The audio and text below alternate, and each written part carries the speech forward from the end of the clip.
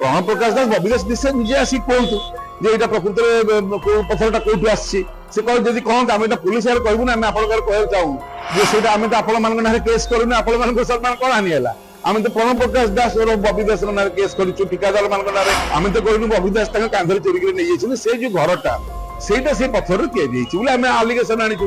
ତମେ ଲୁଚିଛ କାହିଁକି ବବି ବାବୁ? ମୁଁ ଆପଣଙ୍କୁ ମୋର ଶତ୍ରୁ ନୁହନ୍ତି, ଆପଣ ଜଣେ ଜଗନ୍ନାଥ ଭକ୍ତ ହେଇପାରନ୍ତି, ଆମ ନିଜ ଲୋକ ମାନେ ଓଡିଶା ଲୋକ, କିଛି ଅସୁବିଧା ନାହିଁ।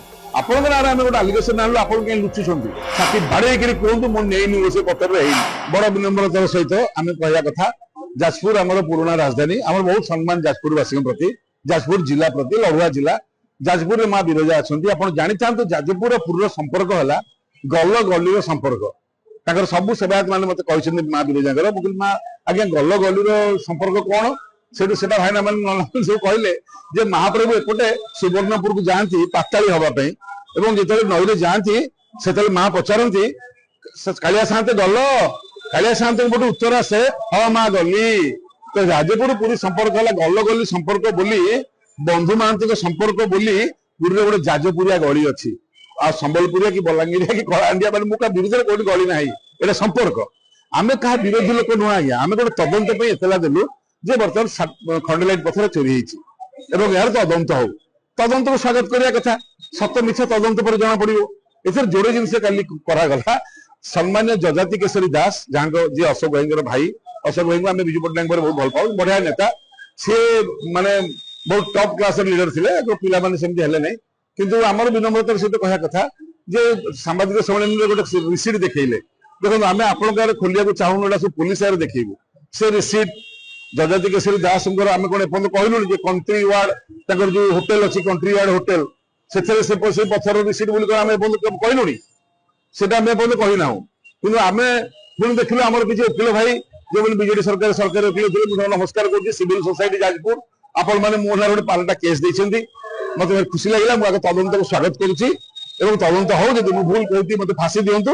ଆଉ ମୋର ଆପଣଙ୍କୁ ବିନମ୍ରତାର ସହିତ କହିବା କଥା, ଆପଣ ମାନେ ଯୋଉ କେସ୍ କରିଛନ୍ତି ଯେ 299 ଆଉ 356 ଧାରାରେ, ମୁଁ ବଡ ବିନମ୍ରତାର ସହିତ କହୁଛି ଯେ ଧାର୍ମିକ ଭାବନା ଆପଣଙ୍କର କଣ କ୍ଷତି ହେଲା ସେଇଟା ଆମେ ଜାଣିନୁ। ଆଉ ଦ୍ୱିତୀୟ ଜିନିଷଟା ଯୋଉ ଆପଣ କହିଲେ ଯେ ସମ୍ମାନ ହାନି ହେଇଛି, ଆମେ ତ ଆପଣ ଡିଫାମେସନ କରିଛନ୍ତି ଯେ ସେଇଟା ଆମେ ତ ଆପଣମାନଙ୍କ ନାଁରେ କେସ୍ କରୁନୁ, ଆପଣମାନଙ୍କ ସମ୍ମାନ କଣ ହାନି ହେଲା?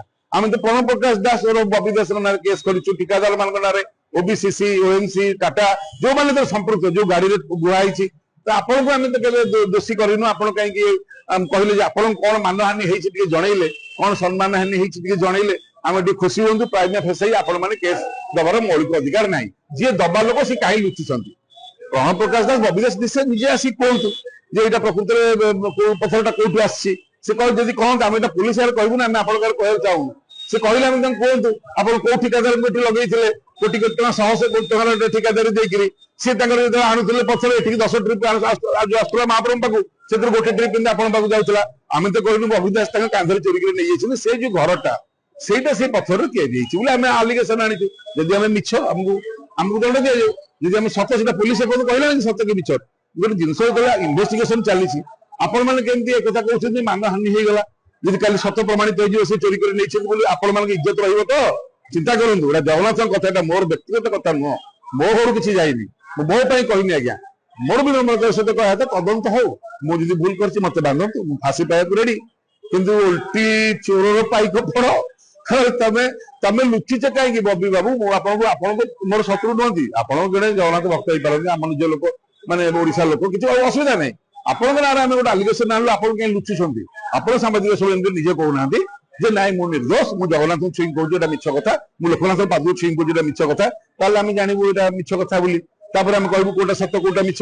କିନ୍ତୁ ଆପଣ ନିଜେ ଲୁଚିକିରି ଆପଣଙ୍କର ଲୋକମାନଙ୍କ ଦ୍ଵାରା, ବିଚରା ବୁଢାଙ୍କ ଦ୍ଵାରା, ଦାଦାଙ୍କ ଦ୍ଵାରା ନିରୀହ ଲୋକମାନଙ୍କୁ ଆଣିକି ସାମ୍ନାରେ ଆପଣ କଣ ଦେଖିବାକୁ ଚାହୁଁଛନ୍ତି, କୋଉଭଳି ଭାବରେ ଲୋକ ମତାମତ ଦଉଛନ୍ତି ଦେଖିଲେଣି। ତେଣୁ ଆପଣଙ୍କୁ ଆମର ବିନମ୍ର ଅନୁରୋଧ, ଆପଣ ନ ଲୁଚିକିରି ସାମ୍ନାକୁ ଆସନ୍ତୁ, ସାମ୍ବାଦିକ ସମ୍ମିଳନୀ କରିକି ଛାତି ବାଡେଇକିରି କୁହନ୍ତୁ ମୁଁ ନେଇନି ସେ ପଥରରେ ହେଇନି। ଆପଣ କହିପାରିବେ? କେବେ କହିପାରିବେ?